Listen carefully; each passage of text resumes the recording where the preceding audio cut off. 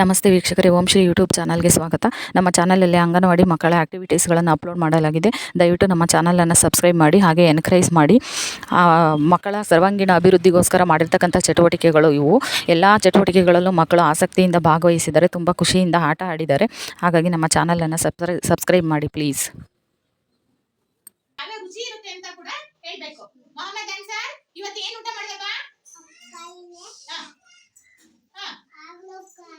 ಹಾಗಲಕಾಯಿ ಪಲ್ಯ ರುಚಿ ಹೇಗಿತ್ತದು ಹೇಳು. ಯಾವ ರೀತಿ ಇತ್ತದು ರುಚಿ? ಕಹಿ ಕಹಿ ಆಗಿತ್ತು, ಸಿಹಿ ಆಗಿತ್ತು?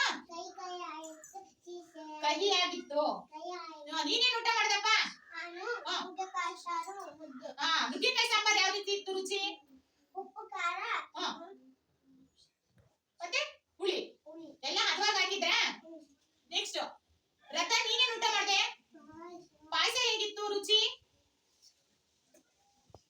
ಯಾವ ರೀತಿ ಇತ್ತು ಪಾಯಸ? ಯಾವ ತರ ಇರುತ್ತೆ ರುಚಿ? ಯಾವ ತರ ಇರುತ್ತೆ? ಸಿಹಿ ಆಗಿತ್ತು. ನೀನೇನು ಊಟ ಮಾಡಿದೆ ರಾಹುಲ?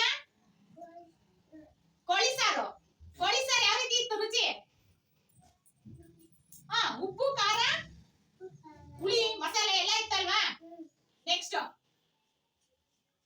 ನೀನೇ ಏನಪ್ಪ ಊಟ ಮಾಡಿದ್ದ?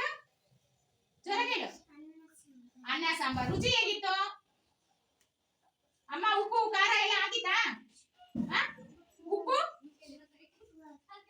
ಉಪ್ಪು ಹಾಕಿತಾ? ನೀನೇನು ಊಟ ಮಾಡಿದಪ್ಪ?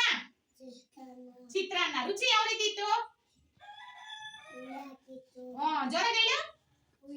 ಹುಳಿ ಆಗಿತ್ತು. ಯಾಕೆ? ಅಮ್ಮ ಜಾಸ್ತಿ ಆಗಿತ್ತ ಹುಳಿನ? ಹಂಗ ಹುಳಿ ಆಗಿತ್ತು. ನೀನೇನು ಊಟ ಮಾಡಿದೆ ನಗಿನ?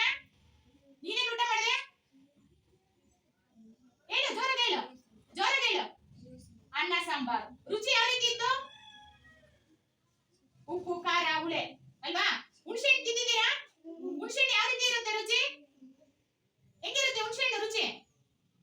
ಹೇಳಿ ಒಂದ್ಸರಿ ತಿಂದಾಗ ಹೆಂಗ್ ಮಾಡ್ತೀರ ನೋಡ್ರಿ. ಹುಣಸೆ ಹಣ್ಣು ಹುಳಿ ತಿಂತೀರಲ್ಲ, ಹೆಂಗ್ ಹೇಳ್ರಿ? ಹೆಂಗಿರುತ್ತೆ ಹುಣಸೆ ಹಣ್ಣು ರುಚಿ? ಹೆಂಗಿರುತ್ತೆ?